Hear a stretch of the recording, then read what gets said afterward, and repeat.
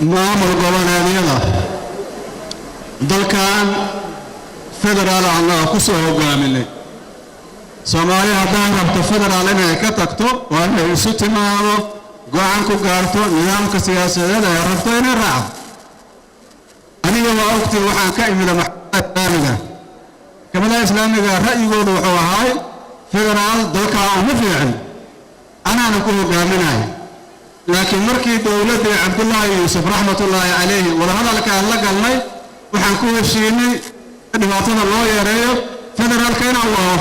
waafaqnay hal maalinna kama leexanin madaxweyne xasan sheekh waa ku mahadsan inuu suurad geliyay hirgelintii federaalka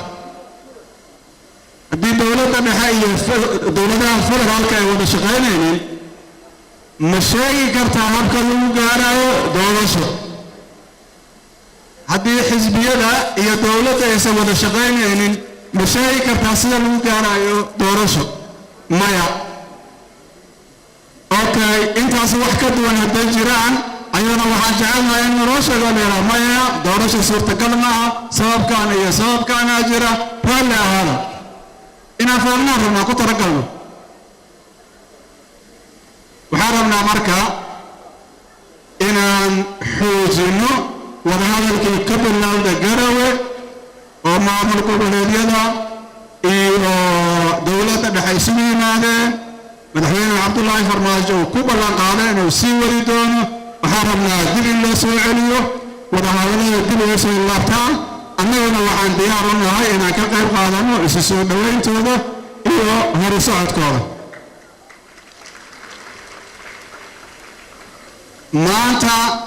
waxaan samayn karnaa taariikh waxaan samayn karnaa ummad nafal laqata ummad tusaale loo soo qaato oo burbur iyo meesha ugu fiican gaari karta laakiin taas waxay u baahan tahay inaan ku dhiirano xalka inaan is aqbalno inaan ka wada shaqayno danta qaranka dalkan qof kasta Soomaaliya waxaa ku filan inuu nabad yahay cadaaladna uu helayo soo sidaas ma taas waa wax la gaari karo cadaalad darro waa ku soo guuranay ma rabno inaan dib ugu laabano dawladda waxaan karankeeda maalina ku meeleen laakiin waxaan rabnaa waxaan karankeeda inay la hadasho maamul goboleedyada ma karankeeda mise karankeeda ma karankeeda waxay u baahan tahay lama warama wadana kaalaya marka meeshuna waa kulushahay waxaan u malaynaa marxaladuna waxay dalbanayaan wax badan in la sheego saylata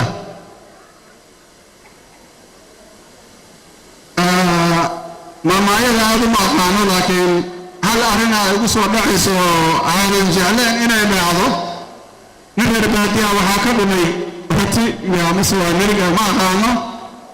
marka meelay ka laacatay waa dabagalay wuxuu tagay neefkii oo libaax dishay oo dhintay waa soo laabtay wuxuu inta markay ka leexaysay yacabtuu qarankan ani waxaan aaminsanahay maanta yaca u baahay shala annagoo joogno korkaana ku duway waqtigaa lagu baxshay dad badan oo qaali aan ku weyne masoo beentay abaalmarintooda waxa waaye qarannimada inaan ilaalino see ku ilaalinaa waxaan ku ilaalinaynaa billatii hiya axsan aayadihii aan rabayna idiin sheego waxaa ka mid ah walaa tastawi alxasanatu wala sayi'a idfac billatii hiya axsan ani waxaan rabaa taas inaan mabda ka dhigano laakiin xaqa inaan sheegto waa ku khasbanta calaaqaadka arrimaha dibadda xaaladiisa waa aragteen maamul goboleedyadii xaaladooda waa aragteen wadahadaladii mataqaanaa walaalaheena reer Somaliland meesha gaaraan waa aragteen dariskii waa aragteen xaaladeeda inaan iska fiirsano ilaa wax kasta iska dhimaan suuragal ma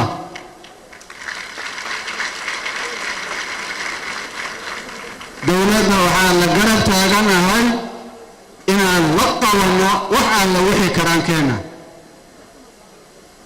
iganaale aada arrin dhacday aan rabaa inaan idinkaga sheekeeyo oo anigii madaxweyne xasanna dhex martay waagii aan joognay garowe xoogaa madaxweynaha waxaa lagu xamo jiray inuu rabo inuu dowladda rido marka gaara ula baxa waxaa idhi waryaadhe adiga waxaan leeyahay dowladda ridaysaa bal maxaa jira ii sheeg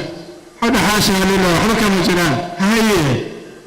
cabbaaraan sheekaysanay gacantaa ka qabtay madaxweyne farmaajo awgeey waa kana waxaa idhi madaxweyne ninkan wixii lagu xamanayo been waaye labadaada sano inaad dhamaysato ogol yahay laakiin wuxuu rabaa konsenkiisa inaad dhegaysato wuxuu dhaa waa aqbalay waa ballameen laysma arkan ilaa hadda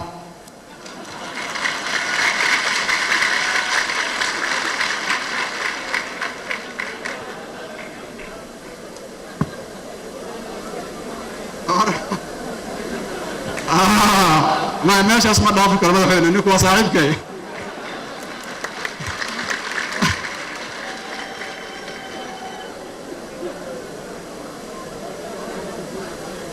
maadaama aad daasheen sheeko kale aan kaga sheekayna raalliga ahaadaana madaxda marka qofka Soomaaliga la doorto jinniga ku dhaca jinni runa waa ogaada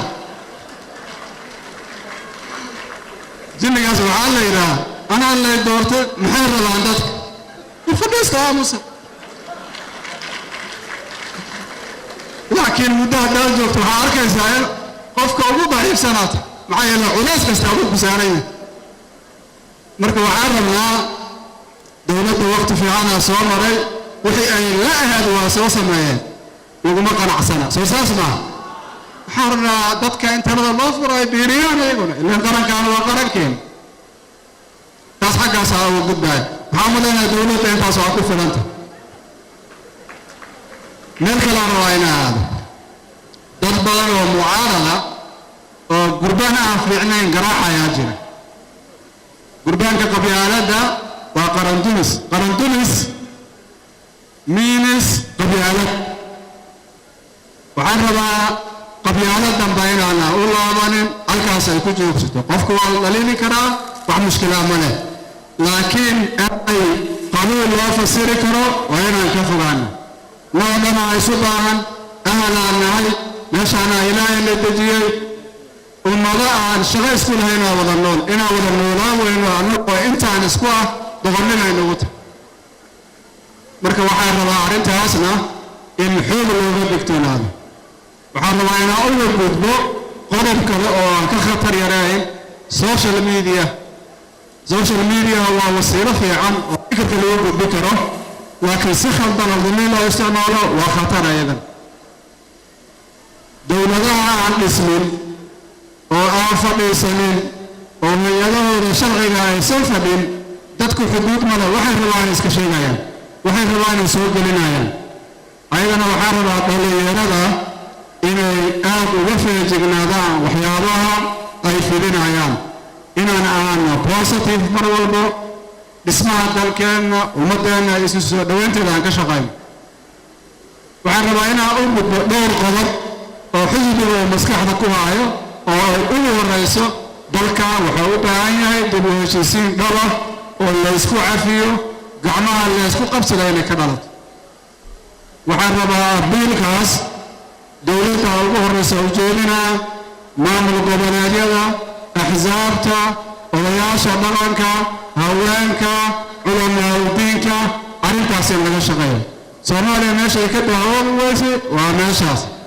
waagii xornimada la qaatay aniga waxaan aaminsanahay haddii inta gobol loo dhigo soomaalida 2 sano socota hadday rabto wadahadal la samayn lahay oo laysu sheegi lahay waxa laga guuraayo iyo waxa laga guuraayo qarankaanu maanta saan ma ahaadeen ilaa hadda waa u baahannahay dib u heshiisiinadeen hore waa fiicnaayeen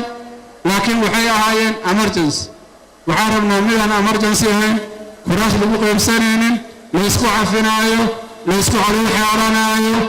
oo odayaasha jawaari oo kale ay noo hogaaminayaan in la sameeyaan u baahan waxaan u baahannahay sidaas oo kale dowladnimada aan rabno inaan ka wada hadalno mid wuxuu rabaa federaal mid wuxuu rabaa wax kale calooshaana lagu hayaa in bannaanka la soo dhigo madaxda aan ka mid ahay marka la doorto dee haddii la doorto waxay yidhaahdaan khalaas sheekadu waa dhammaatay warkayga maqla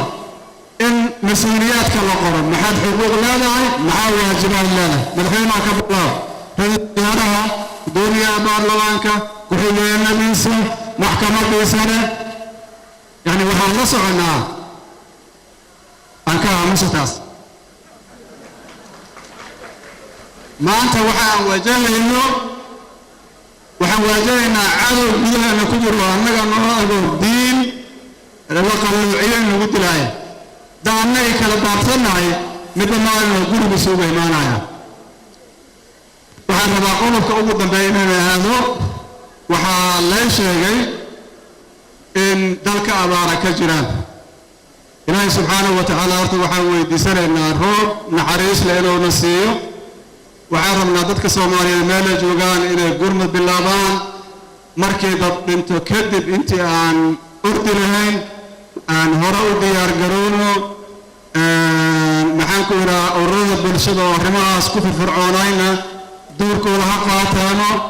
dowladda iyo siyaasiyiinta iyo maxaan ku idhaha maamul goboleedyaduna gacana ka geystaano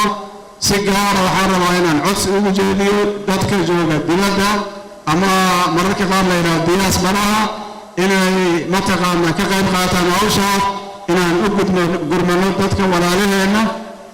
wixii aanan ku filnayna inaan ka fikirno sidii loo heli lahay aad iyo aad aa u mahadsantihiin sharafay ii taha maanta inaynan ka soo qayb galo xafladan aad iyo aad aa mahadsantihiin wasalaamu calaykum waraxmatullahi